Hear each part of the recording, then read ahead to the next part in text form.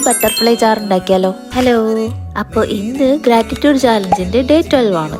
മഴയൊക്കെ ആയതുകൊണ്ട് എൻ്റെ മൂക്ക് അടഞ്ഞു പോയി ഗൈസ്. അപ്പോൾ സൗണ്ടിൽ എന്തെങ്കിലും ഡിസ്റ്റർബൻസ് തോന്നുവാണെങ്കിൽ ഒന്ന് ക്ഷമിച്ചേക്കണേ. ഇന്നത്തെ വീഡിയോനെ കുറിച്ച് പറയുവാണെങ്കിൽ നമ്മുടെ ലൈഫിലെ ടൈനി ജോയ്സിനെ കുറിച്ചാണ് ജേണൽ ചെയ്യുന്നത്.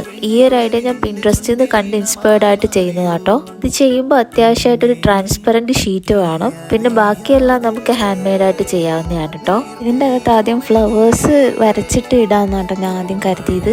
പിന്നെ വരച്ചെടുക്കാൻ മടിയായപ്പോൾ ഞാൻ എൻ്റെ കയ്യിൽ അവൈലബിൾ ആയിട്ടുള്ള ബട്ടർഫ്ലൈസിൻ്റെ സ്റ്റിക്കേഴ്സ് യൂസ് ചെയ്തിട്ടാട്ടോ ഇത് ചെയ്തത്. ഈ സ്റ്റിക്കേഴ്സ് എല്ലാം ഞാൻ പ്രിൻ്റ് എടുത്തതാണ് കേട്ടോ.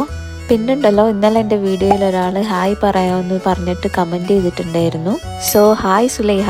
എൻ്റെ വീഡിയോയിൽ കമൻറ്റ് ചെയ്യുന്ന എല്ലാവരോടും thank you so much. It means a lot to me.